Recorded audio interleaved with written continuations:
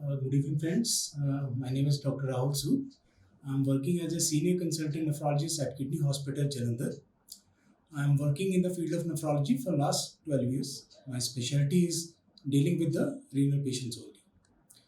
Globally, millions of people are currently suffering from kidney problem and millions are at risk. 1 out of 10 is suffering from renal disease. Majority of patients of mine in OPD are chronic renal failure patients. So today I'm going to discuss with you regarding what's a chronic disease and what's its association with most common symptom, peripheral edema. Regarding chronic kidney disease, I just want to let you know what's a definition like, whom we can label chronic kidney disease. Chronic kidney disease is by definition is there is structure or any functional abnormality in the kidney for more than 3 months, with implication to the health of the person itself. Kidney is a vital organ, and if it gets infected, it can lead to a lot of issues. They maintain our water balance, they maintain our water, besides water balance, mineral balance, electrolyte balance, acid-base balance, and also helping erythropoiesis making of the RBCs. Once this capacity is lost, they can start developing symptoms. Chronic disease patients further divided into stages depending on their glomerular filtration rate. They have been divided into 5 stages. Stage 1, when the GFR is more than 90, and stage 2, when it's less than 90 but more than 60. Stage 3 is when GFR drop than less than 60 but at more than 30. Stage 4 is when it's less than 30 but more than 15, it's stage 4. End stage, which is the last stage, stage 5, will label when GFR drop to less than 15. Most of our patients in the early stages are asymptomatic, and once they are advanced to end stage, they started having symptoms. The most common symptom which we come across in our OPD are the peripheral edema. Besides peripheral edema, they have other symptoms also, like loss of appetite. They can have a disturbed sleep pattern. They can complain of nausea, vomiting. They can cause of drowsiness per se. They can have a breathlessness, and they can complain of itching all over the body. Regarding the most common symptom which we come across, peripheral edema, I'm going to talk to you in coming a few minutes. What do you mean by peripheral edema?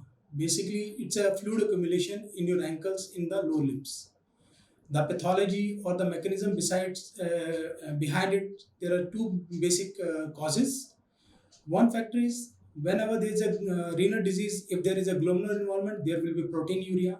Due to proteinuria per se, they can lead up into peripheral edema, because the albumin loss in the vessels lead to the water deficiency in the blood vessels, leading signal to the kidney to have a water retention and salt retention. Also in the advanced stage, when kidney function is lost, they can cause a disbalance in their electrolyte and water balance, leading to ankle edema per se.